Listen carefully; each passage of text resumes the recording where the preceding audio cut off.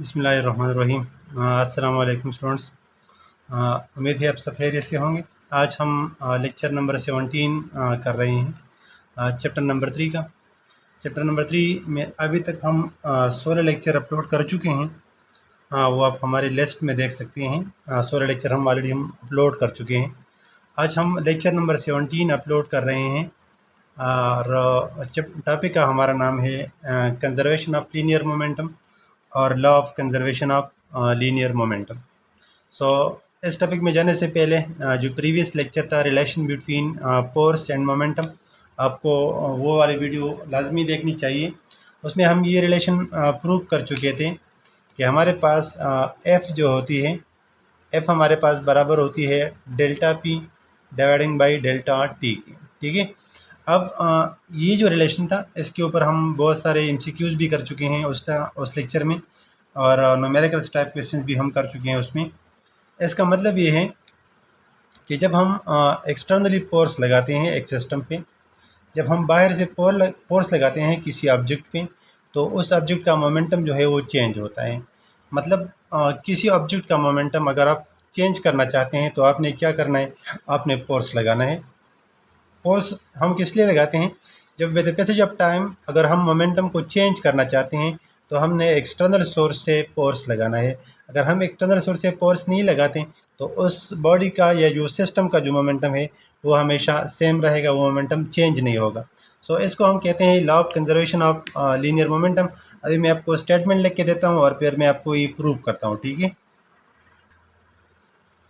अच्छा, तो स्टेटमेंट आप नोट करें। Law of conservation of linear momentum का जो स्टेटमेंट है वो है हमारे पास, an isolated system the momentum of a system is constant. An isolated system the momentum of a system is constant, और if there is no external force the momentum of the system is constant।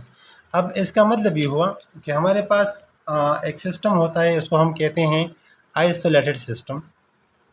Isolated system isolated system हमारे पास एक ऐसा system होता है जिसमें हमारे पास उस system से एक्सटर्नल फोर्स नहीं होता। मतलब उस सिस्टम के ऊपर बाहर से कोई फोर्स नहीं लगता। इसी सिस्टम को हम कहते हैं आइसोलेटेड सिस्टम। एक ऐसा सिस्टम, मिसाल के तौर पर हमारे पास लेट्स से एक एग्जांपल लेते हैं इसके। ये हमारे पास एक सिलेंडर है, ठीक है, और इसमें हमारे पास गैस मालिक्यूल्स हैं। लेट्स से ये गैस मालिक्यूल्स हैं। अब यहाँ पर अगर हम ग्रेविटी को इग्नोर करें, ग्रेविटी को, ठीक है, और इस पर बाहर से कोई फोर्स ना हो, मतलब साइड से, ऊपर से और नीचे से किसी भी तरफ से फोर्स ना हो, और ये गैस मालिक्यूल्स जो हैं ये रेंडमली एक दूसरे के साथ कोलिजन करते हैं। सो ये अंदर के जो मालिक्यूल हैं ये हमारे पास इस सिस्टम के कंपोनेंट्स हैं। These are the molecules of gas और the components of the system. So ये जो कंपोनेंट्स हैं ये एक दूसरे के ऊपर फोर्स लगाते हैं, यानी कि ये इसके ऊपर फोर्स लगा सकता है, ये भी इसके ऊपर फोर्स लगाएगा। अगर ये मालिक्यूल इसके ऊपर फोर्स लगाता है सो एज अ रिएक्शन ये मालिक्यूल इसके ऊपर फोर्स लगाएगा। ठीक है। सो मालिक्यूल्स अंदर के अंदर एक दूसरे के ऊपर फोर्स लगा सकते हैं, लेकिन इसमें बाहर से कोई फोर्स नहीं होगा। अगर इसमें बाहर से कोई फोर्स हो तो ये सिस्टम आइसोलेट नहीं होगा। आइसोलेटेड सिस्टम वो होता है जिसमें जो उस सिस्टम के जितने भी कंपोनेंट हैं वो एक दूसरे के ऊपर तो फोर्स लगा सकते हैं, लेकिन बाहर से उसके ऊपर कोई फोर्स नहीं लगेगा। अब देखो इस एग्जांपल को, ये हमारे पास एक सिलेंडर है, इसमें गैस मालिक्यूल्स है, और लाजिमी बात है कि जब वो ट्रेवलिंग करता है, जब वो मूवमेंट करता है तो वो एक दूसरे के ऊपर तो फोर्स लगाते हैं, लेकिन बाहर से कोई एक्सटर्नल एजेंट फोर्स नहीं लगाता। सो इसी तरह की सिस्टम को हम कहते हैं आइसोलेटेड सिस्टम। आइसोलेटेड सिस्टम वो होता है जिसमें हमारे पास एक्सटर्नल फोर्स ज़ीरो होता है, मतलब जिसके ऊपर बाहर से कोई थर्ड एजेंट या थर्ड पार्टी फोर्स नहीं लगाता। ये इस बॉडी के अंदर, इस सिस्टम के अंदर जितने भी कंपोनेंट्स हैं वो एक दूसरे के ऊपर तो फोर्स लगाते हैं, लेकिन एक्सटर्नली फोर्स नहीं लगता। इस तरह की सिस्टम को हम कहते हैं आइसोलेटेड सिस्टम। अगर कि ये आइसोलेटेड सिस्टम रियल में एग्जिस्ट नहीं करता, बहुत मुश्किल होता है आइसोलेटेड सिस्टम क्रिएट करना, लेकिन हम एजम्पशन करते हैं उस सिस्टम को कि अगर इस तरह हम एक एनवायरनमेंट बनाएं कि एक गैस सिलेंडर हो, उसमें गैस मालिक्यूल्स हो और ग्रेविटी को हम इग्नोर करें और बाहर से कोई फोर्स न लगे, तो इस सिस्टम को हम कह सकते हैं कि ये हमारे पास आइसोलेटेड सिस्टम होगा। सो जब एक सिस्टम आइसोलेट हो, N isolated system, the momentum of the system is constant.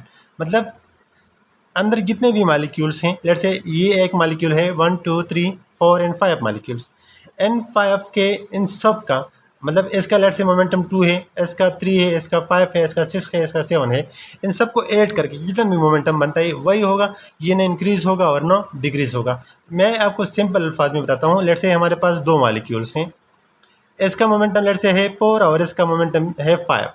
इन दोनों का मोमेंटम कितना बन गया? इन दोनों का मोमेंटम बन गया 5, 9। सो ये मोमेंटम 9 ही रहेगा अनलेस कि हम बाहर से कोई फोर्स लगाएं। अगर हम बाहर से फोर्स नहीं लगाते तो ये मोमेंटम 9 है और 9 रहेगा। अब यहाँ पर कंफ्यूज ना हो, अब ये नहीं है कि फोर्स के मतलब अगर फोर्स ना हो एक्सटर्नली तो मोमेंटम ज़ीरो होगा। मोमेंटम ज़ीरो नहीं होगा, मोमेंटम की जो वैल्यू है वो वही की वही रहेगी। यानी कि ये दो बॉडीज़ हैं, इन दोनों के जो कंबाइन मोमेंटम है वो 9 है। तो अगर हम एक्सटर्नली फोर्स नहीं लगाते सो ये मोमेंटम फॉरएवर 9 ही रहेगा। लेकिन अगर हम बाहर से फोर्स लगाते हैं तो इसमें चेंज आएगा, या ये इंक्रीज़ हो जाएगा या ये डिक्रीज़ हो जाएगा। लेकिन जब तक हम फोर्स नहीं लगाते ये मोमेंटम जो है ये वही की वही रहेगा, मतलब 9 है और 9 कांस्टेंट रहेगा। अब यहाँ पर एक बात और ज़रूरी, जब ये दोनों बॉडीज़ एक दूसरे के साथ कोलिजन करते हैं तो ये पोर इसमें चेंज आ सकता है, इस पाइप में भी चेंज आ सकता है। लेकिन अगर ये लेट्स से अगर ये हमारे पास 4 से 3 हो गया तो ये हमारे पास 6 हो जाएगा, ठीक है। तो अगेन ये हमारे पास अगर हम इसको ऐड करें तो ये 9 बनता है। इस तरह अगर इसकी मोमेंटम 2 है तो इसकी मोमेंटम 7 हो जाएगा। लेकिन टोटल मोमेंटम पर क्या है? टोटल मोमेंटम पर भी 9 है। यानी कि अगर आप बाहर से फोर्स नहीं लगाते सो अंदर जितने भी कंपोनेंट्स हैं वो एक दूसरे के साथ मोमेंटम शेयर कर सकते हैं, लेकिन वो जो इफेक्ट है वो बाहर नहीं जाएगा। अंदर मोमेंटम 9 है कंपोनेंट का, फिर भी 9 रहेगा, फिर भी 9 रहेगा और फिर भी 9 रहेगा, अनलेस कि हम बाहर से कोई फोर्स न लगाए, ठीक है। सो एन आइसोलेटेड सिस्टम मतलब यहाँ पर हम बात करते हैं the momentum of the system is constant. मतलब एक बॉडी का नहीं, इसका भी नहीं, इसका भी नहीं, इन दोनों का जो कंबाइन मोमेंटम है वो कांस्टेंट रहेगा। इसका मोमेंटम में अगर डिक्रीज आती है तो उतनी ही एस बॉडी की मोमेंटम में इंक्रीज आएगी। अगर एक बॉडी की मोमेंटम 2 से डिक्रीज होती है तो दूसरे बॉडी की मोमेंटम 2 से इंक्रीज हो जाएगी। लेकिन ओवरऑल जितना भी मोमेंटम है वो हमेशा कांस्टेंट रहता है। सो आपको ये बात याद रखनी चाहिए कि in the absence of external force or in isolated system, the momentum of the system is constant, not zero. Remember that momentum में change zero आएगा, change नहीं आएगा। किसकी मोमेंटम में चेंज नहीं आएगा? मोमेंटम ऑफ द सिस्टम में change नहीं आएगा। मोमेंटम ऑफ इंडिविजुअल बॉडीज़ में चेंज आ सकता है, मे और मे नॉट, चेंज आ भी सकता है और न भी आ सकता है, लेकिन सिस्टम का जो मोमेंटम है वो हमेशा कांस्टेंट रहता है। अच्छा, अब इस दूसरे स्टेटमेंट को देखो, if there is no external force the momentum of the system is constant। अगर बाहर से कोई फोर्स ना हो, ये वाली जो टर्म है if there is no external force और isolated system, ये दोनों इक्विवेलेंट टर्म्स हैं, दोनों सेम है। अगर सिस्टम आइसोलेट हो तो इसका मतलब ये है कि there is no external force. अगर बाहर से कोई फोर्स ना हो तो उस सिस्टम का जो मोमेंटम है वो हमेशा कांस्टेंट रहता है। इसको मज़ीद आगे एक्सप्लेन करते हैं, हमारे साथ रहिएगा। अच्छा, अब इसकी प्रूफ को देखो। as we know that the relation between force and linear momentum is this one, F is equal to delta P by delta T. Now this force is external force which is applied for the purpose to change the momentum, ठीक है। ये force इसलिए हम लगाते हैं ताकि हम time के साथ मोमेंटम को चेंज कर सकें। Now F is equal to zero, मतलब अगर आप हम फोर्स नहीं लगाते, हम बाहर से सिस्टम के ऊपर हम बाहर से फोर्स नहीं लगाते, एफ को हम ज़ीरो पुट करते हैं, देन दिस इक्वेशन बिकम्स किस तरह, एफ की जगह हमने ज़ीरो लगाया, zero equal delta P dividing by delta T. यहाँ पर हमारे पास 1 है, ठीक है। सो यहाँ पर क्रॉस मल्टीप्लिकेशन करके delta P multiply 1 is delta P and 0 multiply time is 0। So delta P is equal to 0। अब इधर देखो ये रिलेशन कहाँ से आ गया, हमने एफ को 0 पुट किया है, मतलब एक्सटर्नल फोर्स हमारे पास 0 है। सो जब एक्सटर्नल फोर्स 0 हो तो चेंज इन मोमेंटम 0 होगा, ठीक है। नोट करो इस पॉइंट को, जब एक्सटर्नल फोर्स 0 हो तो चेंज इन मोमेंटम 0 होगा। ये नहीं कि मोमेंटम 0 होगा, चेंज इन मोमेंटम 0 होगा, ठीक है। मोमेंटम मतलब चेंज इन मोमेंटम 0 होगा, इसका मतलब ये है कि चेंज हमारे पास किस चीज़ के बराबर होता है, final momentum minus initial momentum as equal to 0। और you can say that phi F equal phi I. इसका मतलब ये हुआ कि फाइनल मोमेंटम और इनिशियल मोमेंटम हमारे पास सेम हो जाएगा, कब सेम हो जाएगा? जब हम बाहर से कोई फोर्स नहीं लगाते। ये हमारे पास law of conservation of linear momentum थी कि जब हम बाहर से फोर्स नहीं लगाते तो मोमेंटम हमेशा क्या होती है? मोमेंटम हमेशा कंजर्व होती है, मोमेंटम हमेशा कांस्टेंट रहती है, या मोमेंटम में चेंज ज़ीरो आती है।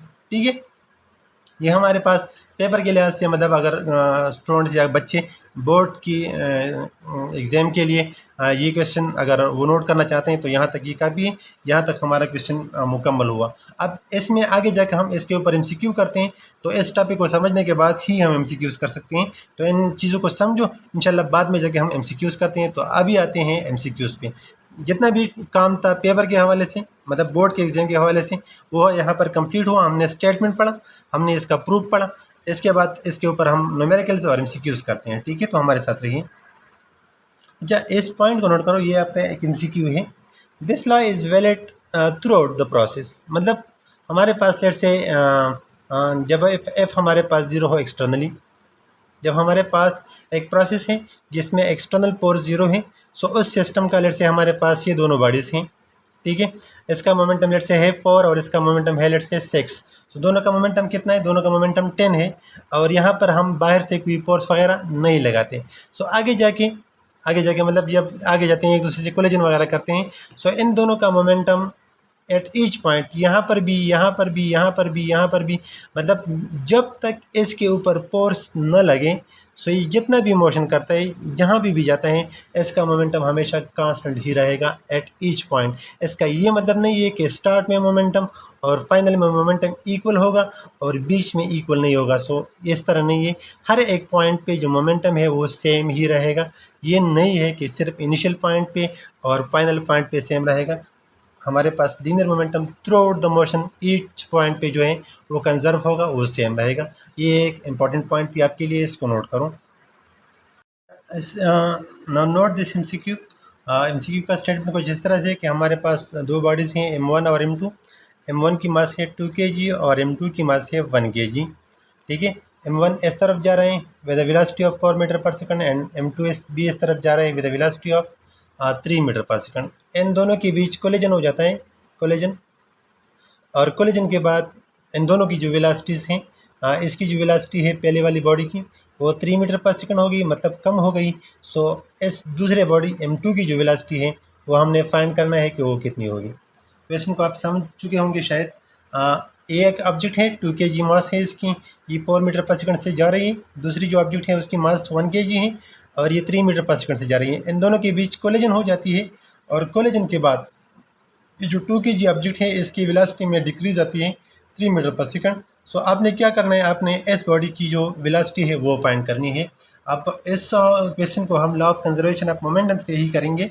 असल में होता है इस तरह है, आप देखो समझो इसको। असल में ये दोनों बॉडी जो हैं, ये हमारे पास जो M1 है, ठीक है, और ये हमारे पास है M2। ड्यूरिंग कोलिजन, जब ये एक दूसरे के साथ कोलिजन करता है, इस तरह होता है कि ये ऑब्जेक्ट जो है ना, ये इसके ऊपर फोर्स लगाते हैं और उतना ही फोर्स ये बॉडी इसके ऊपर लगाता है। यानी कि अगर ये ऑब्जेक्ट इसके ऊपर फोर्स लगाता है 4 न्यूटन, ये ऑब्जेक्ट भी इसके ऊपर फोर्स लगाएगा 4 न्यूटन, क्योंकि ये एक्शन और रिएक्शन पेयर होता है। ठीक है, ये ऑब्जेक्ट इसके ऊपर कितना फोर्स लगाता है उतना ही ये ऑब्जेक्ट इसके ऊपर फोर्स लगाएगा। अब यहाँ पर आपको एक बात और याद रखनी चाहिए कि जब सिस्टम आइसोलेट हो, तो अंदर जो, मतलब इस सिस्टम में हमारे पास कितने बॉडीज़ हैं? इस सिस्टम में हमारे पास 2 बॉडीज़ हैं। अब ये दोनों बॉडीज़ एक दूसरे के ऊपर तो फोर्स लगा सकते हैं, लेकिन बाहर से कोई फोर्स नहीं लग सकता। अब इन दोनों फोर्सों को, अब ये दोनों जो फोर्सेस हैं, ये हमारे पास 4 न्यूटन और 4 न्यूटन दोनों इक्वल इन मैग्नीट्यूड हैं और डायरेक्शन में अपोजिट है। ये एक दूसरे के ऊपर फोर्स लगा सकते हैं, लेकिन सिस्टम के ऊपर बाहर से एक्सटर्नल जितना फोर्स है वो ज़ीरो होगा। यहाँ पर एक्सटर्नल फोर्स नहीं है, मतलब F external is zero, but ये एक दूसरे के ऊपर इंटरेक्शन करते हैं, एक दूसरे के ऊपर एक्शन और रिएक्शन फोर्स लगाते हैं। आपको ये बात याद रखनी चाहिए कि अगर सिस्टम आइसोलेट हो तो हर एक ऑब्जेक्ट पे फोर्स ज़ीरो होगा। ये लाजमी है? नहीं, ये लाजमी नहीं है। पूरे सिस्टम के ऊपर फोर्स ज़ीरो होगा, पूरे सिस्टम के ऊपर एक्सटर्नल फोर्स ज़ीरो होगा।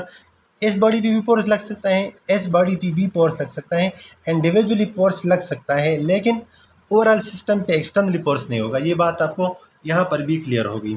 तो इन दोनों ने एक दूसरे के ऊपर फोर्स लगाया, तो ये बॉडी इसको उधर पुश करेगा तो ये वहाँ जाएगी, और ये ऑब्जेक्ट जिस तरह क्वेश्चन में बताया गया है, चाहिए तो ये था कि ये वापस आ जाता, लेकिन ये भी एस डायरेक्शन में जा रहा है। तो इसका मतलब ये है कि ये 4 न्यूटन फोर्स ये इतना नहीं है कि ये एस ऑब्जेक्ट को क्या करे, पुश करे बैक।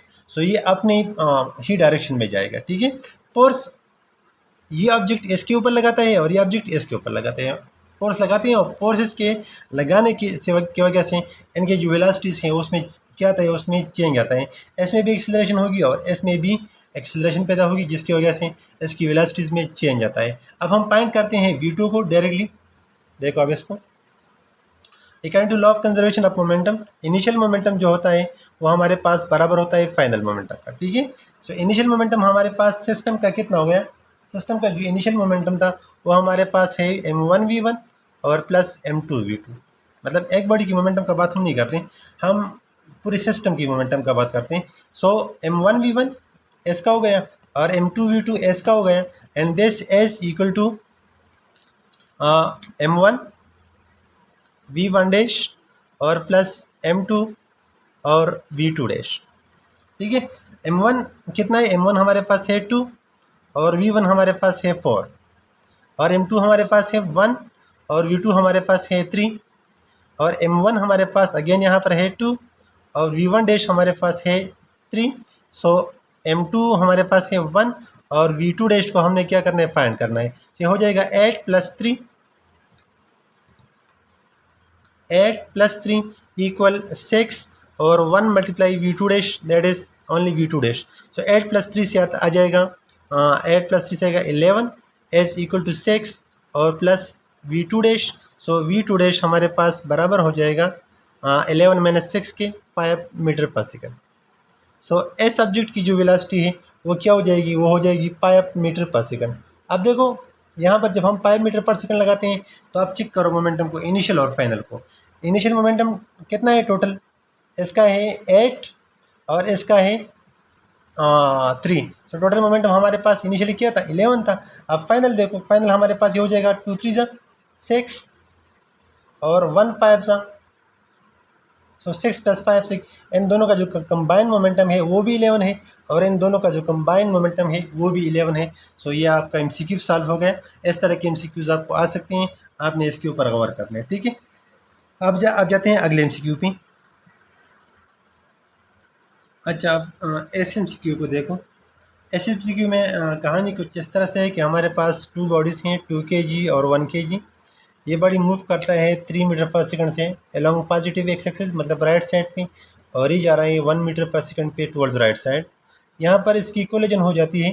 कोलिजन के बाद एस की जो वेलोसिटी है, एस ऑब्जेक्ट की, फर्स्ट ऑब्जेक्ट की जो वेलोसिटी है m1 की, वो इसकी वेलोसिटी 2 मीटर पर सेकंड हो जाती है, लेकिन अपोजिट, मतलब ये रिवर्स हो जाते हैं।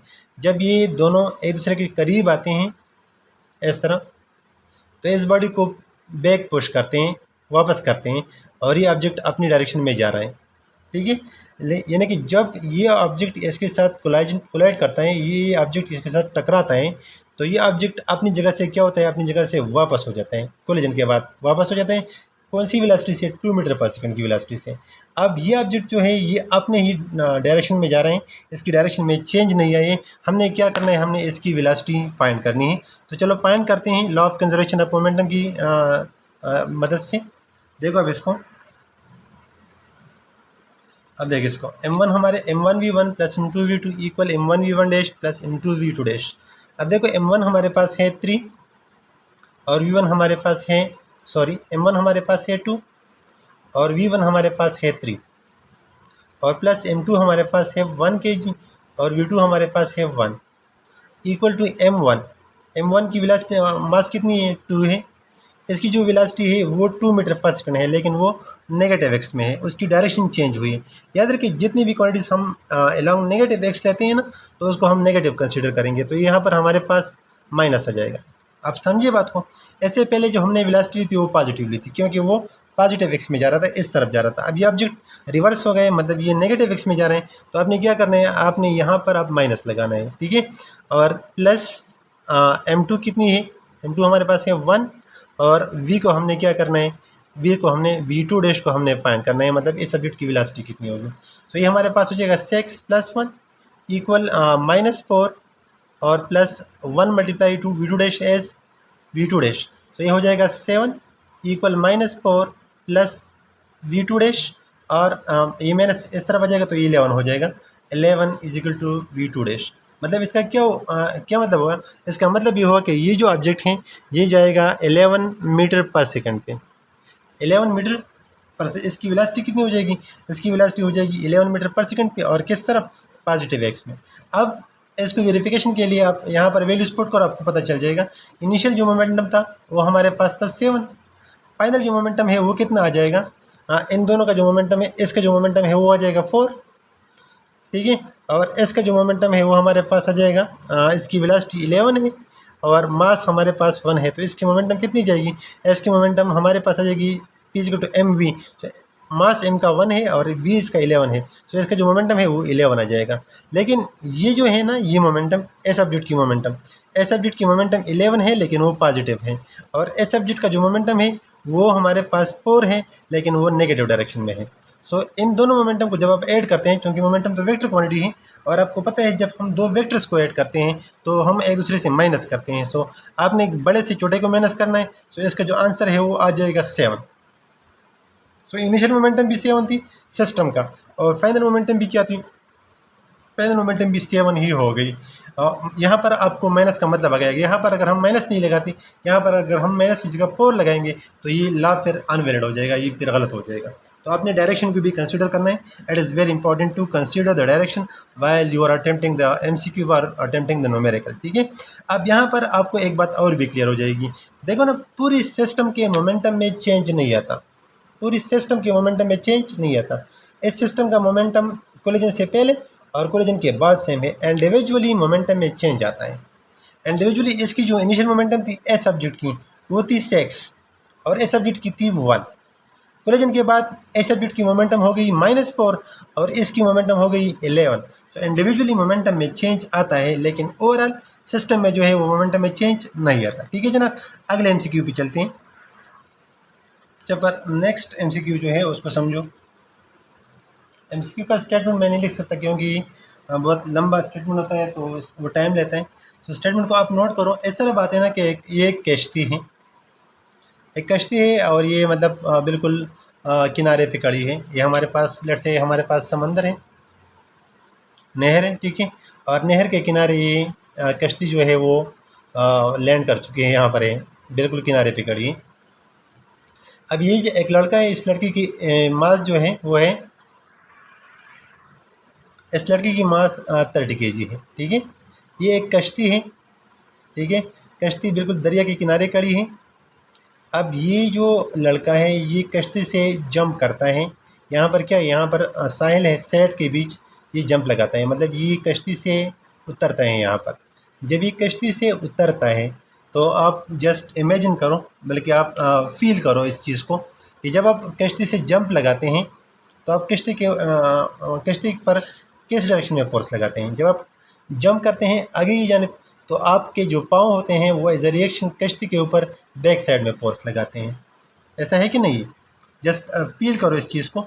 जब आप कश्ती से जंप लगाते हैं, ठीक है, तो आप तो आगे जाते हैं लेकिन आपके पाँव जो होते हैं वो एज अ रिएक्शन इस कश्ती के ऊपर बैकवर्ड डायरेक्शन में फोर्स लगाएंगे, ठीक है। तो ये कश्ती क्या हो जाएगी, ये कश्ती बैकवर्ड जाएगी और आप आगे जाएंगे। अब क्वेश्चन ये है कि a boy whose mass is 30 kg is about to jump from a boat on the side of a river with a velocity of 2 metre per second.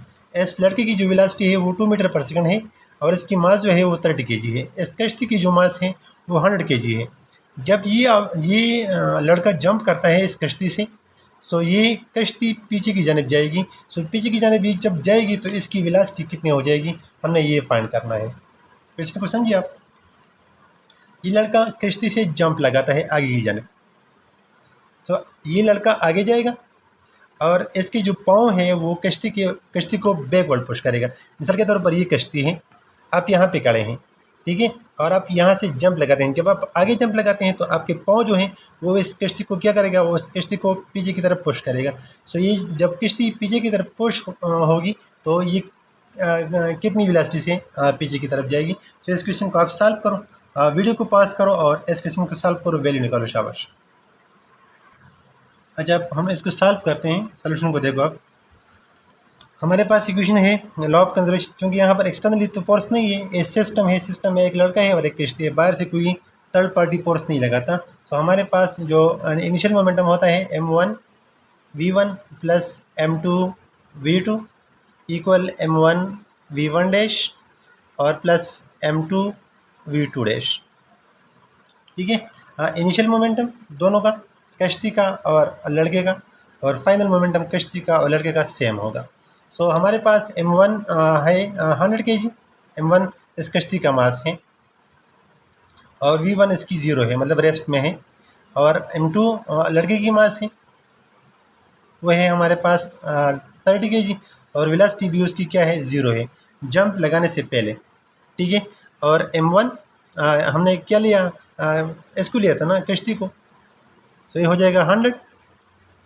ठीक है, और v1 की जगह हम लगाएंगे minus v1 dash. Minus v1 हम क्यों लगाते हैं, माइनस v1 हम इसलिए लगाते हैं क्योंकि कश्ती क्या हो जाएगी, कश्ती बैक साइड पे जाएगी।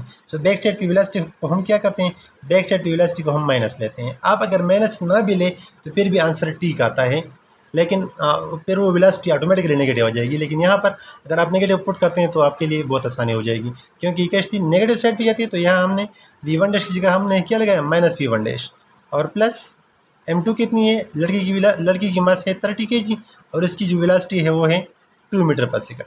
ठीक है, तो ये हो जाएगा 0 इक्वल, ये हो जाएगा माइनस 100 v1 डैश, और ये हो जाएगा प्लस 60।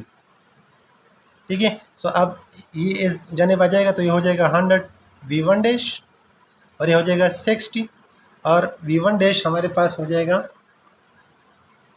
v1 डैश हमारे पास हो जाएगा, एक मिनट, v1 डैश हमारे पास हो जाएगा 60 डिवाइडिंग बाई 100, ऐसे आता है 0.6 मीटर पर सेकंड। मतलब ये जो कश्ती है ये 0.6 मीटर पर सेकंड से बैकवर्ड जाएगी। अभी आपने यहाँ पर डायरेक्ट माइनस लगाना है, या आपने यहाँ पर माइनस लगाना है, या यहाँ पर माइनस नहीं लगाना, फाइनल आंसर में माइनस लगाना है। फाइनल आंसर में डायरेक्ट माइनस आ जाएगा अगर आप यहाँ पर माइनस नहीं लगाते। ठीक है, तो 0.6 मीटर पर सेकंड से जाएगा। आप ये कश्ती किस वेलोसिटी से जाएगा बैकवर्ड, 0.6 मीटर पर सेकंड से। अब देखो ये क्वेश्चन का आंसर जो है ये ठीक है कि गलत है। ठीक है, सो अब यहाँ पर हम वैल्यूज पुट करते हैं, आपको पता चल जाएगा। इनिशियली पूरी सिस्टम का मोमेंटम क्या था, 0 था। फाइनल में भी क्या होना चाहिए, फाइनल में भी 0 होना चाहिए। सो फाइनली जी जब ये ऑब्जेक्ट जंप करता है, ठीक है, सो इस ऑब्जेक्ट का, इस लड़के का जो मोमेंटम है वो हमारे पास हो जाएगा 60। इसका जो मोमेंटम है, ये इसका, इस कश्ती का जो मोमेंटम है वो भी 60 होना चाहिए, लेकिन अपोजिट डायरेक्शन में होना चाहिए। तो यहाँ पर अगर हम ऐसा लगाएं, माइनस 100 और v1 की जगह हम क्या लगाएं, 0.6 लगाएं और प्लस 60, तो ये हो जाएगा 100 मल्टीप्लाई 0.6 से आता है 60, और यहाँ पर हम माइनस लगाएंगे, माइनस अपना मौजूद है, और प्लस 60, तो ये हो जाएगा 0। सो इनिशियल मोमेंटम भी 0 था सिस्टम का, और फाइनल मोमेंटम भी क्या है, फाइनल मोमेंटम भी 0 है। सो you can solve such kind of question using law of conservation of momentum. ठीक है जनाब, अगले क्वेश्चन पे जाते हैं। अच्छा, अब यहाँ पर हम एक और क्वेश्चन करते हैं जो रिकॉइल वेलोसिटी ऑफ गन पे हैं। ये भी बहुत इंपॉर्टेंट क्वेश्चन है, इससे भी क्वेश्चन आ सकते हैं रिकॉइल वेलोसिटी ऑफ गन से। इस तरह क्वेश्चन है ना कि हमारे पास ये एक गन है, ठीक है, और ये गन जो है बिफोर फायर, जब हम फायर नहीं करते तो इसमें एक बुलेट है, वो बुलेट भी रेस्ट में है और ये गन भी रेस्ट में है। जब हम फायर करते हैं तो फायर करने के बाद ये जो बुलेट है ये भी मोशन में आ जाती है, और ये जो गन है ये भी मोशन में आ जाती है। यू कैन ऑब्जर्व और you can sense this things कि whenever you fire with a gun, जब आप गन से फायर करते हैं सो ये जो बुलेट है ना ये बुलेट आगे जाती है, और ये जो गन है ना ये आपके कंधे के ऊपर पीछे की तरफ पुश करता है। ठीक है, मिसाल के तौर पर ये हमारे पास गन है, ठीक है, और यहाँ पर हम क्या करते हैं, जब हम ट्रिगर दबाते हैं और फायर करते हैं सो ये जो बुलेट है ये बुलेट आगे जाती है, इस तरफ आगे जाती है, और ये जो गन है ना ये पीछे की तरफ पुश करता है। सो ये गन जिस वेलोसिटी से पुश करता है बैकवर्ड डायरेक्शन में, उस वेलोसिटी को हम कहते हैं recoil velocity of the gun. ठीक है, सो आपने यहाँ पर रिकॉइल वेलोसिटी के लिए कुछ एक्सप्रेशन फाइंड करना है और उसके ऊपर कुछ एमसीक्यू फिर अपनी तरफ से करना है। मैं आपको तरीका बताता हूँ, ठीक है। जब ये हमारे पास एक बंदूक है या एक क्या कहते हैं गन है, ठीक है। इस गन की जो मास है वो हमारे पास, इसको हमने कहा mg, और गन की जो वेलोसिटी है उसको हमने कहा vg, वेलोसिटी ऑफ गन, और मास ऑफ बुलेट जो है उसको हमने कहा mb, और वेलोसिटी ऑफ बुलेट को हमने कहा vb, ठीक है। सो क्योंकि यहाँ पर सिर्फ गन है और बुलेट है, एक्सटर्नली हम कोई फोर्स नहीं लगाते हैं, ट्रिगरिंग करते हैं, लेकिन ट्रिगरिंग का उस फोर्स के साथ कोई ताल्लुक नहीं है, ठीक है। सो बिफोर द फायर ये हमारे पास मोमेंटम हो गया गन का और बुलेट का, और ये हमारे पास मोमेंटम हो गया गन और बुलेट का आफ्टर द फायर। सो आपको पता है कि बिफोर द फायर जो गन थी ये भी रेस्ट में थी, सो ये हमारे पास ये टर्म हो जाएगी zero, velocity of gun zero है तो ये सारा टर्म ज़ीरो हो जाएगा, और ये टर्म भी क्या हो जाएगा, ज़ीरो हो जाएगा, क्योंकि वी भी जो है velocity of bullet before the fire, जब हम ट्रिगर नहीं दबाते, ट्रिगर दबाने से पहले ये जो वेलोसिटी ऑफ बुलेट थी ये ज़ीरो थी। सो ये भी ज़ीरो हो जाएगा और ये भी ज़ीरो हो जाएगा, और this is equal to mass of gun, velocity of gun, और प्लस मास ऑफ बुलेट और वेलोसिटी ऑफ बुलेट।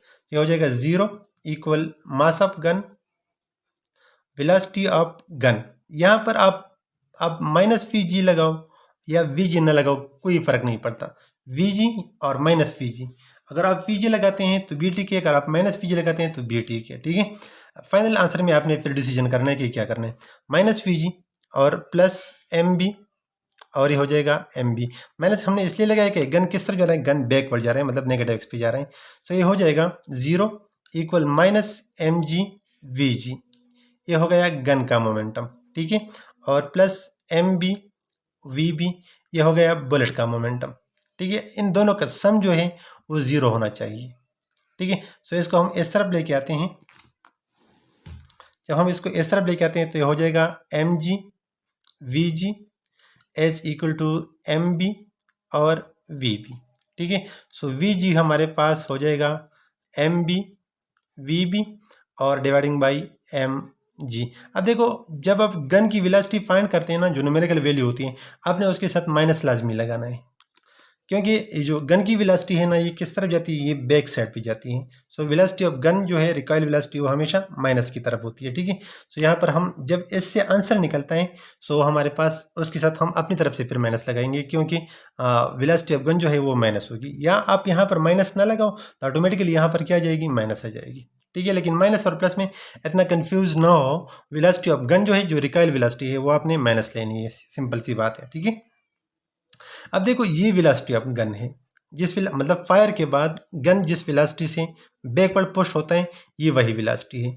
अब ये जो वेलोसिटी है गन की वेलोसिटी, ये तो आपने फाइंड की, इसके ऊपर आप एमसीक्यू कर सकते हैं।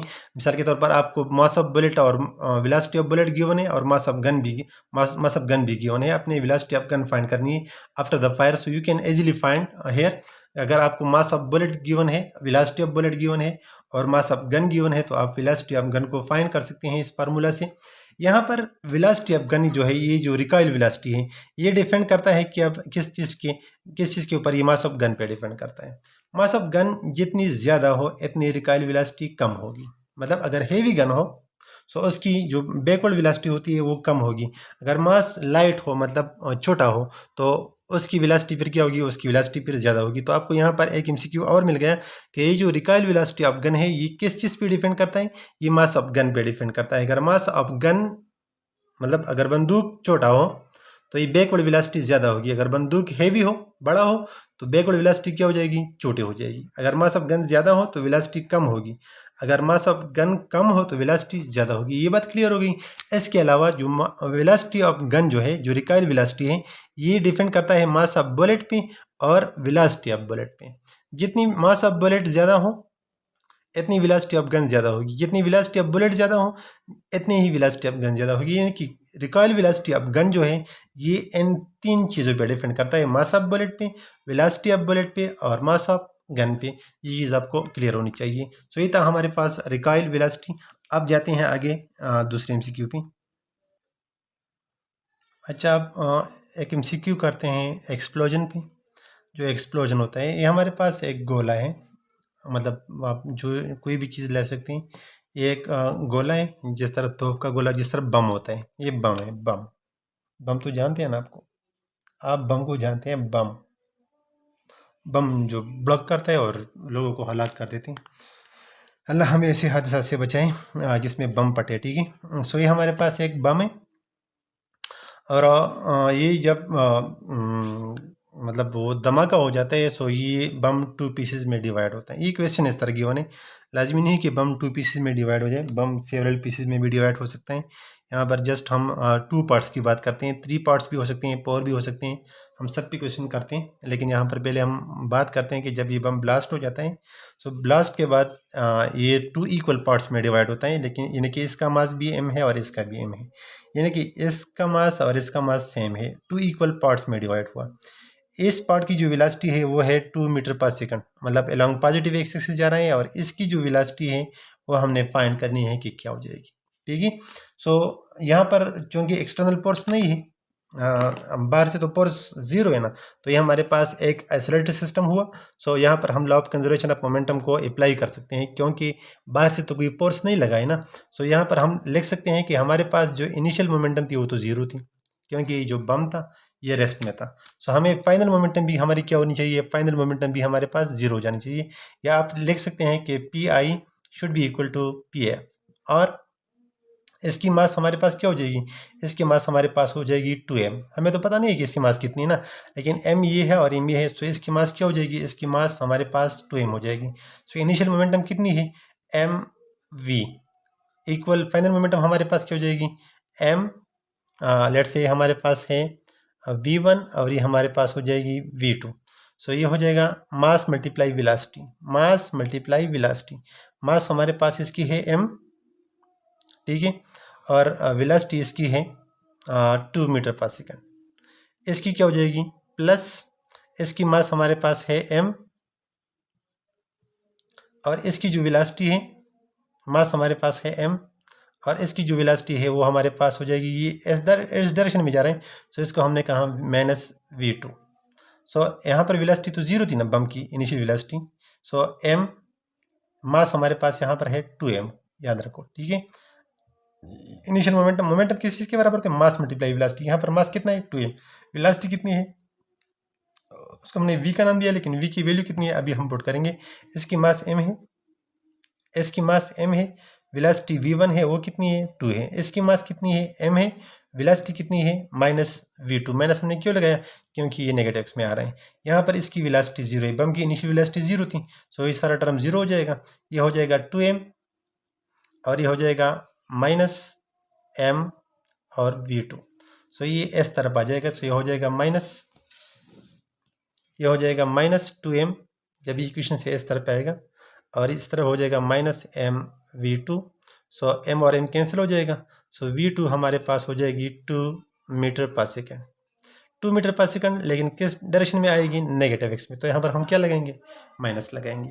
सो दोनों मासेस जो हैं वो सेम वेलोसिटी से जाएंगे, लेकिन अपोजिट डायरेक्शन में जाएंगे। अब देखो यहाँ का जो मोमेंटम है और इन दोनों का जो मोमेंटम है वो क्या हुआ, वो सेम हुआ, लेकिन डायरेक्शन में अपोजिट हुआ। इसका मोमेंटम कितना है, इसका मोमेंटम है m, और v हमारे पास है 2, सो ये 2m हो गया। इसकी मास कितनी है m, और वेलोसिटी कितनी है -2, सो ये क्या हो गया -2m। सो -2m और +2m, इस चीज़ का, इस सिस्टम का सारा मोमेंटम है after the blasting. So total momentum blasting के बाद भी जीरो है, और टोटल मोमेंटम ब्लास्टिंग से पहले भी क्या था, जीरो था। सो यहाँ पर ये क्वेश्चन सॉल्व हुआ, ठीक है जनाब। सो नोट करो इसको, दिस इज वेरी इंपॉर्टेंट। अच्छा, अब नेक्स्ट एमसीक्यू पे आते हैं। एमसीक्यू कुछ इस तरह है कि हमारे पास एक बॉल है या कोई भी चीज़ है, ये 10 मीटर पर सेकंड वेलोसिटी से जा रही है और रास्ते में ही ब्लास्ट हो जाता है। मतलब इनिशियली ये रेस्ट में नहीं था, अभी जो हमने 2 एमसीक्यू किए हैं उसमें हमने ये बताया कि ये जो बॉल था ये इनिशियली रेस्ट में था। अब ये जो क्वेश्चन है ये इस तरह है कि बल्कि एक हम इस तरह क्वेश्चन करते हैं कि ये हमारे पास इनिशियली रेस्ट में था, ठीक है। ये एक बुलेट है, बुलेट मतलब एक बम है, ठीक है। और बम क्या है, बम इनिशियली रेस्ट में है, ठीक है। ये बस्ट हो जाता है, ये फट जाता है बम, ठीक है। इसकी एक मास जो है वो m है और दूसरी की मास जो है वो 2m है, मतलब इसके दो पीसेस बनते हैं। इससे पहले जो हमने क्वेश्चन किया उसमें हमने कहा था कि दोनों के सेम पीसेस बनते हैं। अब इसका दो पीसेस तो बन गए, लेकिन एक पीस जो है वो ज़्यादा है और एक पीस जो है वो कम है। सो अब इस पीस की आपने क्या करनी है, इस पीस की आपने वेलोसिटी निकालनी है। सो इसका तो हमें पता नहीं है इसके मास का, लेकिन ये इसका मास m है और इसका 2m है। सो ये दोनों का मास कंबाइन होकर बम का मास बन जाता है और ये हो जाएगा 3m।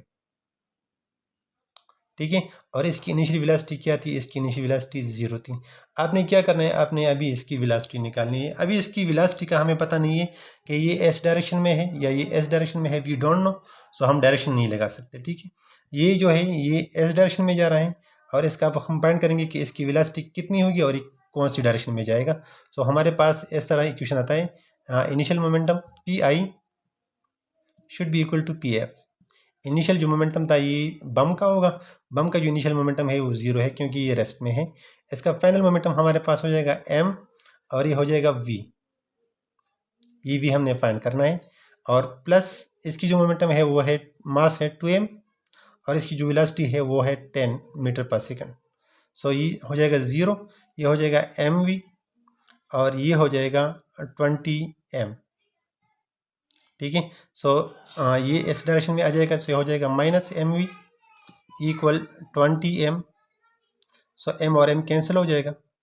सो v हमारे पास आ जाएगी -v हमारे पास आ जाएगी 20 मीटर पर सेकंड और you can say that v हमारे पास हो जाएगी -20 मीटर पर सेकंड। अब देखो वहाँ पर हमने माइनस पुट नहीं किया तो आंसर में हमारे पास ऑटोमेटिकली क्या गया, ऑटोमेटिकली हमारे पास माइनस आ गया। अगर आप ऊपर माइनस पुट करते हैं तो नीचे आपका जवाब प्लस आ जाएगा। तो आपने अगेन माइनस लगानी है। यहाँ पर हमारे पास जवाब किया है माइनस आया। ठीक है, अब इसका मतलब क्या है, अब इसका मतलब ये है कि ये जो मास है ये 20 मीटर पर सेकंड से जाएगा, लेकिन किस डायरेक्शन में जाएगा, नेगेटिव एक्स में। तो इसकी वेलोसिटी क्या हो गई, इसकी वेलोसिटी हो गई 20 मीटर पर सेकंड और कौन सी डायरेक्शन में, नेगेटिव एक्स में। अब चेक करो इसका कि law of conservation of momentum valid होता है कि नहीं। तो यहाँ पर आप चेक करो, इसका जो मोमेंटम होता है वो हो जाएगा 20 multiply m, mass multiply velocity. So mass m है, वेलोसिटी 20 है। सो ये हो जाएगा 20m और इसकी मास कितनी है 2m और वेलोसिटी कितनी है 10 है। सो ये भी हो जाएगा mv। सो 2m मल्टीप्लाई 10, सो ये हो जाएगा 20m। सो इसकी मोमेंटम और इसकी मोमेंटम सेम है लेकिन डायरेक्शन में अपोजिट है। सो जब हम दो वेक्टर्स को ऐड करते हैं जो डायरेक्शन में अपोजिट हो तो उससे आंसर क्या आता है, उससे आंसर 0 आता है। सो इनिशियल मोमेंटम भी 0 है और फाइनल मोमेंटम भी 0 है। यहाँ पर जो मोमेंटम है वो इक्वल है after the collision, after the fire, after the bursting, लेकिन वेलोसिटीज में फ़र्क है। ठीक है, सो आपको ये बात याद रखनी चाहिए कि मतलब law of conservation of momentum में मोमेंटम ऑफ इंडिविजुअल बॉडी जो होता है वो इस केस में सेम होगा। ठीक है, लेकिन वेलोसिटी क्या होगी, वेलोसिटी डिफरेंट होगी लाजमी। अगर मासेस डिफरेंट हो तो वेलोसिटी डिफरेंट होगी, अगर मासेस सेम हो तो वेलोसिटी भी सेम होगी। डिपेंड करता है कंडीशंस पे। इससे पहले जो हमने क्वेश्चन किया था उसमें मासेस सेम थे तो उसकी वेलोसिटी भी सेम आ रही थी। यहाँ पर मासेस डिफरेंट है तो वेलोसिटी भी क्या आती है, वेलोसिटी भी डिफरेंट आती है, लेकिन मोमेंटम सेम आता है। जब दो पार्ट्स में डिवाइड होता है तो मोमेंटम ऑटोमेटिकली सेम ही आ जाएगा। ठीक है जनाब, समझ गए आप बात को। जब एक चीज़ दो हिस्सों में मतलब धमाका होने के बाद जब एक चीज़ दो हिस्सों में डिवाइड होता है और दोनों मासेस सेम हो तो उसकी वेलोसिटी भी सेम होगी लेकिन डायरेक्शन में अपोजिट होगी। ठीक है, मोमेंटम तो लाजमी सेम होगी। मोमेंटम दोनों की लाजमी, अगर दो पार्ट्स में डिवाइड हुआ है तो मोमेंटम दोनों की लाजमी सेम होगी लेकिन अपोजिट डायरेक्शन में। वेलोसिटी दोनों की सेम होगी लेकिन अपोजिट डायरेक्शन में। लेकिन जब दोनों की मासेस सेम हो, अगर मासेस डिफरेंट हो तो मोमेंटम सेम होगी। इसकी भी मोमेंटम 20 है और इसकी भी मोमेंटम 20 है, लेकिन वेलोसिटी सेम नहीं होगी। जो स्मॉलर ऑब्जेक्ट हो उसकी वेलोसिटी ज़्यादा होगी और जो बड़ा ऑब्जेक्ट हो उसकी वेलोसिटी क्या होगी, कम होगी। ठीक है जनाब, हाँ। सो जाते हैं नेक्स्ट क्वेश्चन पे। अच्छा, क्वेश्चन को नोट करो। क्वेश्चन इस तरह है कि हमारे पास एक बुलेट है या बम है और ये 10 मीटर पर सेकंड वेलोसिटी से जा रहा है। मतलब अभी ये रेस्ट में नहीं है। अभी इससे पहले हमने दो क्वेश्चन की, वो बम जो था वो रेस्ट में था। अभी ये बम जो है ना ये जा रहा है, मतलब आगे मूव करता है with a velocity of 10 meter per second. आगे जाके रास्ते में ये फट जाता है। यहाँ पर ये फट गया। जब ये फट गया तो ये दो हिस्सों में डिवाइड हुआ। एक की मास m है, एक की मास 2m है, यानी कि एक की मास, इसकी मास जो है ये वो इस मास की डबल है। ठीक है, लेकिन कि एक बॉडी की मास ज़्यादा है, एक बॉडी की मास कम है। ठीक है। अब ये जो बड़ा वाला मास है इसकी वेलोसिटी है 3 मीटर पर सेकंड, ये 3 मीटर पर सेकंड वेलोसिटी से जा रहा है। आपने क्या करना है, आपने इस छोटे वाली मास की वेलोसिटी फाइंड करनी है और इसकी डायरेक्शन फाइंड करनी है कि किस डायरेक्शन में जाएगा। क्वेश्चन को समझिए आप, दोबारा सुनो इसको। ये एक बम है, ये वेलोसिटी अब 10 मीटर पर सेकंड से जा रहा है अलोंग पॉजिटिव एक्स एक्सिस। रास्ते में ये बम फट जाता है। सो ये दो हिस्सों में डिवाइड होता है, एक की मास होती है m और एक की मास होती है 2m। मतलब दो हिस्से हैं, एक की मास जो है वो दूसरे से डबल है। ठीक है, एक छोटा सा है और एक दूसरा जो है वो बड़ा है। ठीक है, इसकी जो वेलोसिटी है वो है 3 मीटर पर सेकंड। आपने क्या करना है, आपने इसकी वेलोसिटी फाइंड करनी है कि इसकी वेलोसिटी कितनी होगी, ये कितनी वेलोसिटी से मूव करेगा और कौन सी डायरेक्शन में मूव करेगा। आपने दोनों चीज़ें फाइंड करनी है। सो और यहाँ पर एक्सटर्नल फोर्स नहीं है, मतलब ये खुद से ब्लास्ट हुआ है। सो एक्सटर्नल फोर्सेस नहीं है लेकिन इंटरनली फोर्सेस होगी, एक दूसरे के ऊपर ये फोर्सेस लगेंगे और फोर्सेस के नतीजे में ये पट जाते हैं। सो एक्सटर्नल फोर्सेस नहीं है लेकिन इंटरनली इसके अंदर जो है वो फोर्सेस मौजूद हैं। ठीक है, so law of conservation of momentum लगाते हैं। चलो सॉल्व करते हैं इसको। P I equal P F. P I हमारे पास है एम वी और फाइनल जो मोमेंटम है वो हमारे पास है एम वी और प्लस एम वी। ठीक है, इसकी मास जो है, इसका मास का हमें पता नहीं है अगेन, लेकिन यहाँ पर मास m है, यहाँ पर 2m है, तो ये मास क्या हो जाएगी, ये मास हो जाएगी 3m।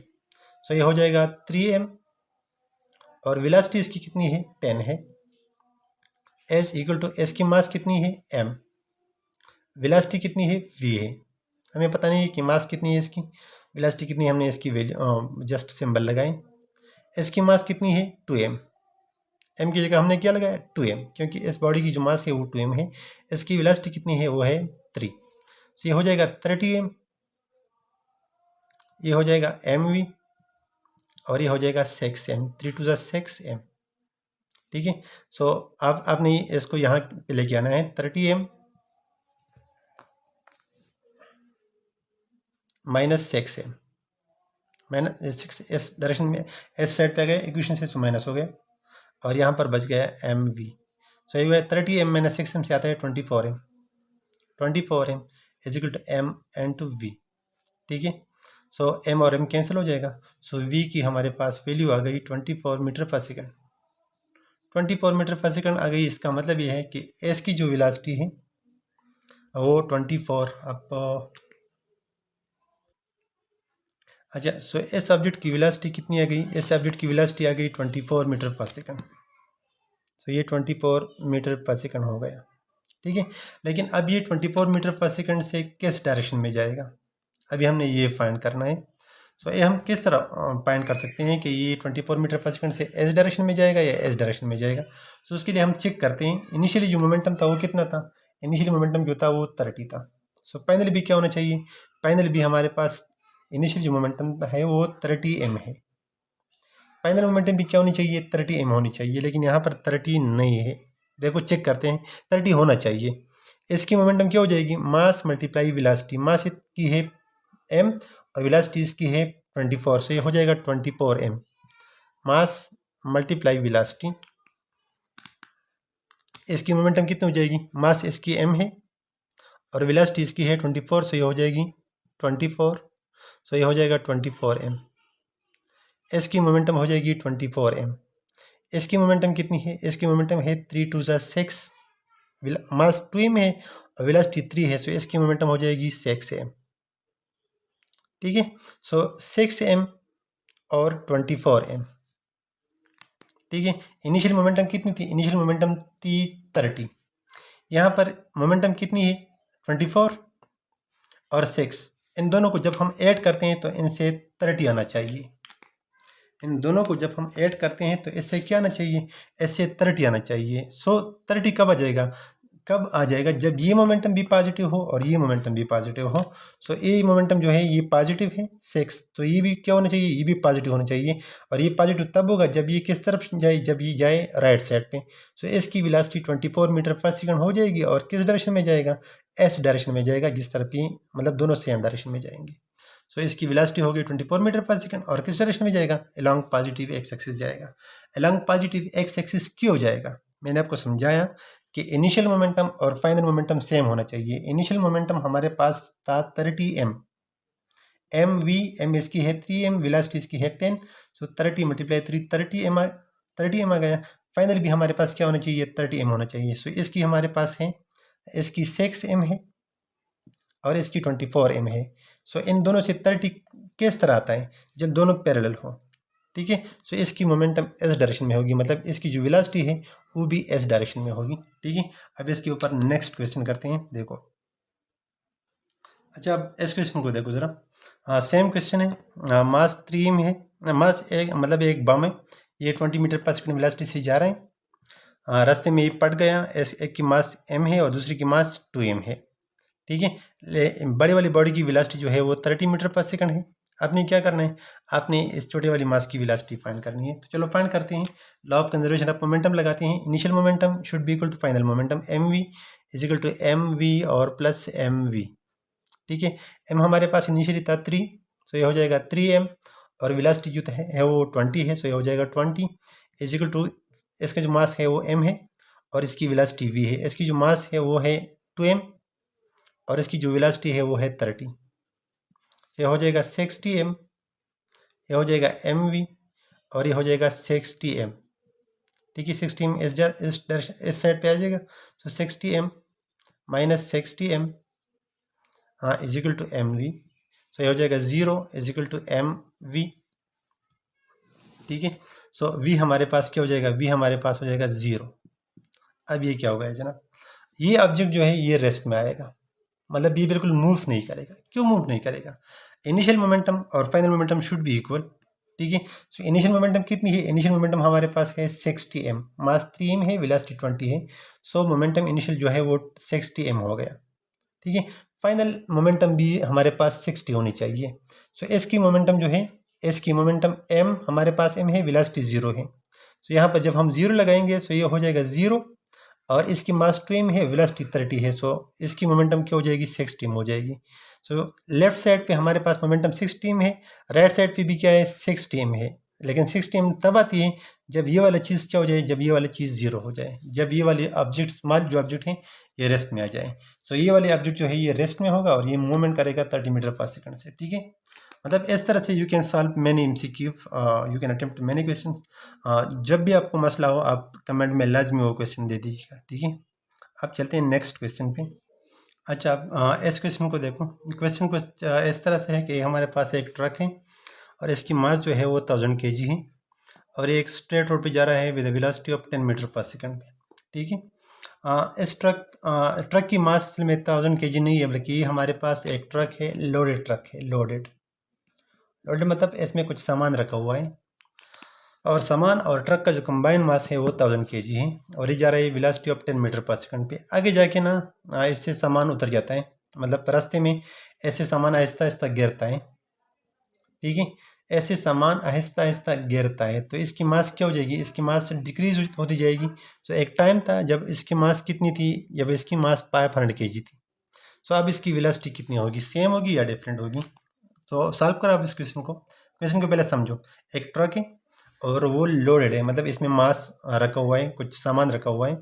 सामान और ट्रक की कंबाइंड मास जो है वो 1000 kg है और ये जा रहा है 10 मीटर पर सेकंड पे। आगे जाके इससे कुछ सामान गिर जाता है और इसकी जो मास है वो 100 kg, सॉरी 500 kg बन जाता है। आपने क्या करना है, आपने अभी इसकी वेलोसिटी फाइंड करनी है, ठीक है। एक्सटर्नली फोर्स नहीं है, मतलब एक्सटर्नल एजेंट का, थर्ड पार्टी का फोर्स नहीं है, इसका सिर्फ अंदर मास में डिक्रीज हुई है, ठीक है। सो इसको हम सॉल्व करते हैं। Initial momentum should be equal to final momentum. Initial mass इसकी कितनी है, 1000 है और वेलोसिटी कितनी है, वेलोसिटी भी इसकी 10, वेलोसिटी भी 10 है, ठीक है। और sorry M V should be equal to M V. Mass of truck कितना था, 1000, वेलोसिटी ऑफ ट्रक कितनी है, 10 है। अब मास ऑफ ट्रक कितनी है, 500 है और आपने क्या करनी है, आपने वेलोसिटी फाइंड करनी है, सही। सो ये हमारे पास हो जाएगा 10,000 और 500 वी। सो वी हमारे पास हो जाएगा 10,000 डिवाइडिंग बाई 500। सो 0 0 कैंसिल हो जाएगा, 5 2 0। सो ये हो जाएगा 20 metre per second. Velocity of truck अब कितनी हो जाएगी, 20 मीटर पर सेकंड। इसका मतलब क्या हुआ, इसका मतलब ये हुआ कि ट्रक जैसे किसी ट्रक से मास गिरती जाएगी उतने ही ट्रक की स्पीड में इंक्रीज आती जाएगी, मतलब ट्रक के ऊपर फोर्स लगेगा। जब ये मास इस तरफ गिरेगा, ठीक है, तो ये मास जो है ये इसके ऊपर फोर्स लगाएगा, जिसकी वजह से इसमें एक्सेलरेशन पैदा होगी और इसकी स्पीड क्या हो जाएगी, इसकी स्पीड इंक्रीज हो जाएगी। अब देखो यहाँ पर एक्सटर्नल फोर्स नहीं है, लेकिन जब ये सामान गिरता है पीछे की तरफ, तो ये वाली जो सामान है ये ट्रक के ऊपर फोर्स लगाता है आगे की जानिब एज अ रिएक्शन फोर्स। सो इस ट्रक के ऊपर फोर्स लगता है, इसमें एक्सेलरेशन भी है, ठीक है, और इसकी वेलोसिटी में इंक्रीज भी आती है। इसकी वेलोसिटी में इंक्रीज जब आ गई तो लाजमी बात है ये फोर्स ही की वजह से आ गई ना, क्योंकि इसमें एक्सेलरेशन है और एक्सेलरेशन के लिए किस चीज़ की ज़रूरत होती है, फोर्स की ज़रूरत होती है। सो एक्सटर्नल फोर्स नहीं है, लेकिन इंटरनली जो पार्टिकल्स हैं वो एक दूसरे के ऊपर फोर्स लगाते हैं। ये बात मैं रिपीट कर रहा हूँ बार बार, ताकि आपके जहन में ये बात बैठ जाए कि ये नहीं है कि एक्सेलरेटेड सिस्टम में फोर्स जीरो है। फोर्स जीरो नहीं है, एक्सटर्नल फोर्स जीरो है। Internally they can exert force on each other. यहाँ पर ये ट्रक और जो सामान है ये दोनों एक दूसरे के ऊपर फोर्स लगाते हैं। सामान इस ट्रक के ऊपर आगे की जानिब फोर्स लगाते हैं, इस वजह से उसकी स्पीड में क्या होती है, इसकी स्पीड में इंक्रीज होती है। सो इस तरह के क्वेश्चन आपको रॉकेट में भी आ सकते हैं और दूसरे व्हीकल्स में भी आ सकते हैं कि जो जो मूव करता है और उसकी मास में डिक्रीज आती जाएगी, उतनी ही उसकी जो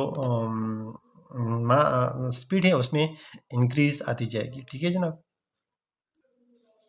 अच्छा, नेक्स्ट जो क्वेश्चन है वो बहुत इंटरेस्टिंग है, नोट करो इसको। क्वेश्चन कुछ इस तरह से है कि एक ट्रक है, इसकी मास 1000 kg है और ये जा रहा है 10 मीटर पर सेकंड से। इसके आगे एक बाइक जा रहा है, ठीक है, अनफॉर्चुनेट बाइक, हमारा वाला बाइक है, हेलमेट पहना हुआ है और बाइक पे बैठा है सर, ठीक है।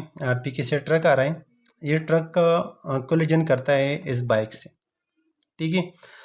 ये और ये कोलिजन इतना तेज़ होता है कि जो बाइक है ना ये ट्रक के अंदर चला जाता है, मतलब ये इस ट्रक में डिफॉर्मेशन आ जाती है और ये जो बाइक है ना ये ट्रक के अंदर जाता है। पश्तो में हम इस तरह बोलते हैं कि द ट्रक रवान दी और माहिता स्कूटर रवान दी, स्कूटर बांधे, स्कूटर जो मास त्यागा 1000 kg द बाइक की दी दा पर ट्रक के धन नौजी ट्रक और बाइक की दिकंदा is a single body movement की। मतलब ये है इसका कि ट्रक जा रहा है 10 मीटर पर सेकंड से, इसके आगे जा रहे हैं एक बाइक 10 मीटर पर सेकंड से।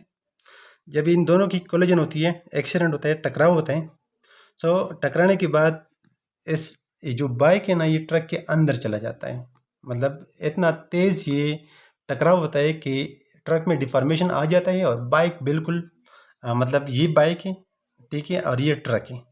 जब ये पीछे से लगाता है ना तो ये बाइक ट्रक के अंदर चला जाता है और अब ये दोनों एक ही वेलोसिटी से जा रहे हैं, मतलब ट्रक आगे जा रहे हैं और बाइक को अपने बगल में लिया हुआ है, आगे जा रहे हैं। तो आपने क्या करना है, अभी आपने इसकी वेलोसिटी फाइंड करनी है कि ये ट्रक और ये जो बाइक है ये किस वेलोसिटी से जा रहे हैं। तो दोनों की वेलोसिटी लाजमी है कि सेम होगी, क्योंकि दोनों अब क्या है, दोनों अब कनेक्टेड हैं, तो दोनों की वेलोसिटी क्या होगी, दोनों की वेलोसिटी सेम होगी।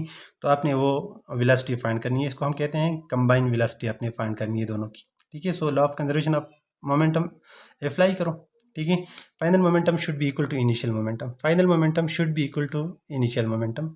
सो इनिशियल मोमेंटम इज, इसकी मास कितनी है, mass multiply velocity plus mass multiply velocity दोनों का हो गया, और should be equal to mass और मल्टीप्लाई वेलोसिटी, कौन सी मास, दोनों की जो कंबाइन मास है, ठीक है। सो एम वी, एम हमारे पास यहाँ पर कितना है 1000 और वेलोसिटी कितनी है 10 है, प्लस इसकी मास कितनी है 100 और वेलोसिटी कितनी है 10 है। लेकिन 10 नहीं लेते, अगर 10 हो तो फिर तो कोलिजन ही नहीं होगी ना, तो 10 से हम थोड़ा सा क्या लेंगे, कम लेंगे, 5 मीटर पर सेकंड। 10 अगर लोगे तो दोनों सेम वेलोसिटी से जा रहे हैं तो कोलिजन कहाँ पे होगा, ठीक है। सो यहाँ पर हमने वेलोसिटी क्या ली, पाइप, मतलब बाइक की जो वेलोसिटी है वो पाइप है। सो और should be equal to M. अब मास कितनी है, इस बॉडी की मास कितनी है अब, ठीक है। सो मास 1000 मास ये ट्रक और बाइक दोनों की मास अब हम लेंगे, तो मास हमारे पास हो जाएगा 1000 ट्रक की और 100 बाइक की है, सो ये हो जाएगा 1100 इसकी मास हो जाएगी और इसकी वेलोसिटी हमने क्या करनी है, फाइंड करनी है। सो ये हो जाएगा 1000 मल्टीप्लाई 10, सो ये हो जाएगा 10,000 और प्लस 500 और इक्वल 1100 वी। सो ये हो जाएगा 10,500, दोनों को जब हम ऐड करते हैं और ये हो जाएगा 1100 और वी के। सो वी हमारे पास बराबर हो जाएगा, वी हमारे पास बराबर हो जाएगा, ये 1100 इस साइड पे आएगा तो डिवीजन में जाएगा, 10,500 डिवाइडिंग बाई 1100। ऐसे जो आंसर आता है वो ट्रक और बाइक की कंबाइन वेलोसिटी होगी। ठीक है। अच्छा, अब इस क्वेश्चन को नोट करो, ये थोड़ा मुश्किल है, एमसीक्यू में आना बिल्कुल पॉसिबल नहीं है कि एमसीक्यू में आ जाए, लेकिन अगर इस क्वेश्चन के अंदर थोड़े से पार्ट एमसीक्यू आता है तो आ सकता है, ओवरऑल एमसीक्यू इस तरह नहीं आ सकता क्योंकि ये बहुत लंबा प्रोसेस है। ये हमारे पास एक शेल है, ठीक है, एक बम है। इस बम के ब्लास्ट होने के बाद इसके 3 हिस्से बन जाते हैं। इसके भी मास m है, इसका भी m है और इसका भी m है, मतलब तीनों इक्वल पार्ट्स में डिवाइड होते हैं। ये जो बम है ये 3 इक्वल पार्ट्स में डिवाइड होते हैं। एक पार्ट बिल्कुल बैक जाता है with 6 metre per second along X axis, एक पार्ट जो है वो नीचे आता है 8 मीटर पर सेकंड से, और ये वाला जो पार्ट है ना ये विद वेलोसिटी v से जा रहा है। हमें पता नहीं कि किस डायरेक्शन में जा रहा है और किस वेलोसिटी से जा रहे हैं। हमने क्या करना है, हमने इसकी वेलोसिटी फाइंड करनी है। सो ये लगता मुश्किल है लेकिन है आसान, टाइम लेता है लेकिन है आसान। ठीक है। सो यहाँ पर चूंकि हमारे पास ये जो मोशन है, ये वाली जो मोशन, ये हमारे पास असल में 2 डायमेंशन मोशन हो जाएगा, क्योंकि ये एक्स डायरेक्शन में जाएगा, ये वाई में जाएगा, और इसकी जो मोशन है ये एक्स में भी होगा और ये वाई में भी होगा क्योंकि एस डायरेक्शन में जा रहा है। ठीक है। तो यहाँ पर अब हमने कंजर्वेशन ऑफ मोमेंटम लगाना है, लेकिन उसको हमने 2 डायरेक्शन में लगाना है, एक्स में भी और वाई में भी। इसकी वेलोसिटी के 2 कंपोनेंट हैं, एक इसका है वी वाई और एक इसका है वी एक्स। ठीक है। सो आपने वी एक्स फाइंड करना है और वी वाई फाइंड करना है, उसके बाद आपने क्या करना है, उसके बाद आपने वी फाइंड करना है यूजिंग पाइथागोरस थ्योरम। सो आसान सी बात है, आप law of conservation of momentum apply करो for X axis. For X axis पूरे सिस्टम का मोमेंटम पहले क्या था, पहला 0 था। So final momentum should also be equal to 0। Initial momentum 0 है, सो फाइनल भी क्या होनी चाहिए, फाइनल भी 0 होनी चाहिए। ब्लास्ट के बाद और हम बात करते हैं किस डायरेक्शन में, एक्स एक्सिस में। सो ये जो ऑब्जेक्ट है ये सिर्फ वाई में आ रहा है, ये जो है ये सिर्फ एक्स में जा रहा है, और इसका एक पार्ट ये जो है ये एक्स में भी जा रहा है और वाई में भी जा रहा है। ठीक है। सो final momentum along X axis किस चीज़ की हो जाएगी, एस पार्ट की हो जाएगी और एस पार्ट के कुछ हिस्से की हो जाएगी, और ये जो पार्ट है इसके अलॉन्ग एक्स एक्सिस बिल्कुल मोमेंटम नहीं है, क्योंकि क्या होता है ये असल में अलॉन्ग वाई एक्सिस जा रहा है। जब कोई चीज़ अलॉन्ग वाई एक्सिस जा रहा है तो उसका मोमेंटम अलॉन्ग एक्स एक्सिस बिल्कुल नहीं होगा। जब एक ऑब्जेक्ट अलॉन्ग एक्स एक्सिस होगा तो उसकी मोमेंटम अलॉन्ग वाई बिल्कुल नहीं होगा। लेकिन जब एक ऑब्जेक्ट एन बिटवीन एक्स और वाई जा रहा है, अब देखो ना इसको, ये एस तरफ जा रहा है, सो एस ये असल में एक्स की जानिब भी जा रहा है और ये वाई की जानिब भी जा रहा है। सो ये हमारे पास एस की 2 डायमेंशनल मोशन है। सो आपने पहले अलॉन्ग एक्स एक्सिस इसकी मोमेंटम फाइंड करनी है, टोटल मोमेंटम, और total momentum should be equal to 0। So total momentum 0 हो जाएगी। किस तरह देगा आप, एस पार्ट की बात करो, A part along X axis movement करते हैं, इसकी जो मोमेंटम है, मास इसकी है m और वेलोसिटी इसकी है -6। आप 6 लेते हैं या -6 लेते हैं ऐसे कुछ फ़र्क नहीं पड़ता। ठीक है। लेकिन यहाँ पर हमने क्या लिया, -6 लिया। इसका मोमेंटम क्या है, mv, मास इसकी m है, वेलोसिटी इसकी -6 है क्योंकि ये नेगेटिव एक्स में जा रहा है। ठीक है। और प्लस इसकी जो मास है वो m है और वेलोसिटी इसकी क्या है, 8 है, लेकिन 8 अलॉन्ग वाई एक्सिस है। और हम बात किस चीज़ की करते हैं, हम बात करते हैं एक्स एक्सिस की। सो अलॉन्ग एक्स एक्सिस इसकी कंपोनेंट बिल्कुल नहीं है, तो ये क्या हो जाएगा, ये हो जाएगा 0। अब इस पे आते हैं, इसकी मास जो है वो m है और इसकी जो वेलोसिटी है अलॉन्ग एक्स एक्सिस, तो उसको हमने नाम दिया vx। तो यहाँ पर हम लगाएंगे vx। ठीक है। तो ये हो जाएगा -6m प्लस और should be equal to 0। Minus should be equal to 0 क्या है कि फाइनल मोमेंटम, इनिशियल मोमेंटम तो 0 था ना इसका अलॉन्ग एक्स एक्सिस, तो फाइनल मोमेंटम भी क्या होना चाहिए, 0 होना चाहिए। सो इसलिए हमने इसको किस चीज़ के बराबर पुट किया, final momentum should be equal to 0। और ये हो जाएगा -6m प्लस 0 और plus m into V X should be equal to 0, और m V X is equal to 6m। ये 6m -6 को हमने इक्वेशन की उस पर ले गए तो ये प्लस प्लस हो गया। ठीक है। m और m कैंसिल हो जाएगा, सो vx हमारे पास हो जाएगा 6 मीटर पर सेकेंड। ठीक है। अब इस ऑब्जेक्ट की जो वेलोसिटी है वो वेलोसिटी अलॉन्ग x भी है और वो अलॉन्ग y भी है। अलॉन्ग x जो कंपोनेंट है वो हो गई 6 मीटर पर सेकेंड। अब हमने क्या करना है, अब हमने इसकी वाई वाला जो कंपोनेंट है वो फाइंड करना है, ठीक है। सो हम लेंगे final momentum along y axis should be equal to 0। Final momentum along y axis should be equal to 0।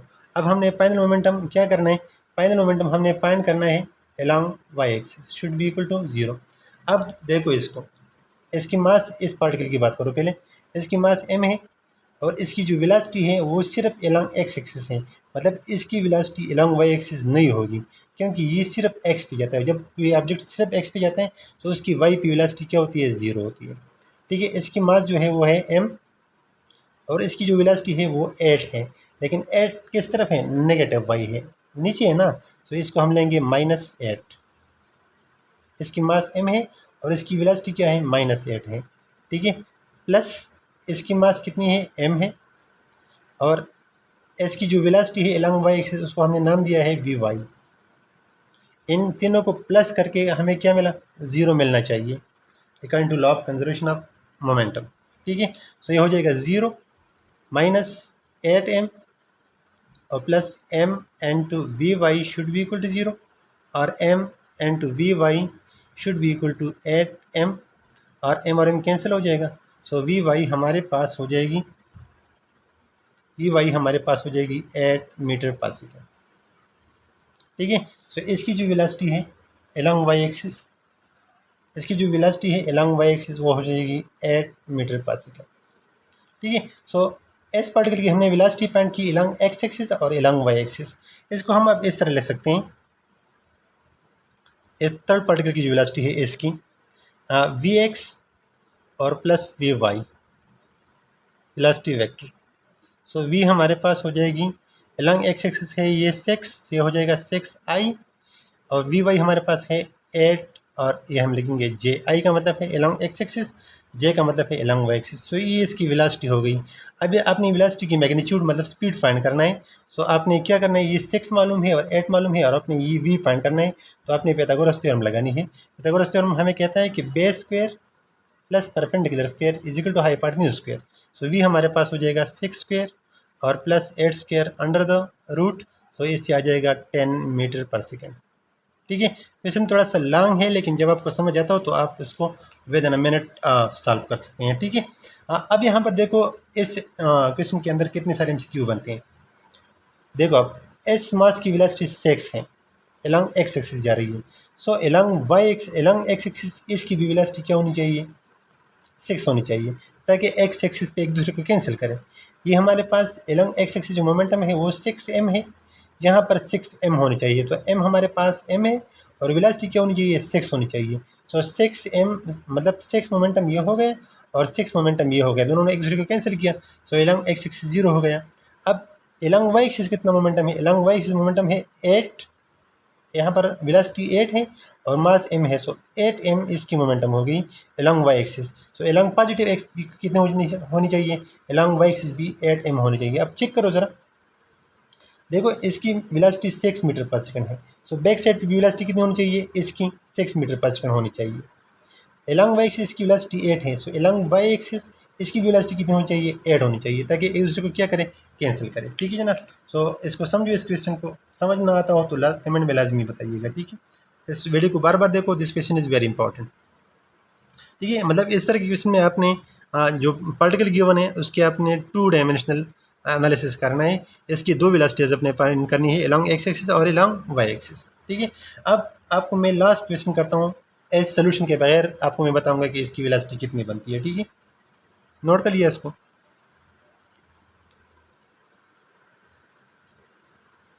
अब देखो लास्ट क्वेश्चन, बगैर किसी सोल्यूशन के मैं आपको बताता हूँ। अब ये हमारे पास एक गोला है, ये 3 इक्वल पार्ट्स में डिवाइड हुआ।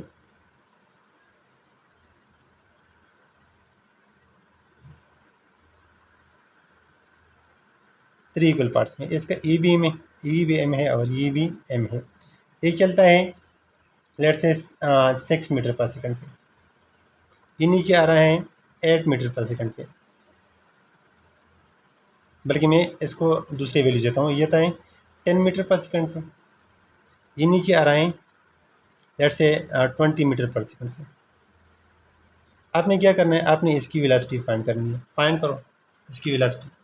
सो आपको पता है इसकी वेलोसिटी के कितने कंपोनेंट होंगे? 2 कंपोनेंट होंगे, Vx और Vy। ठीक है।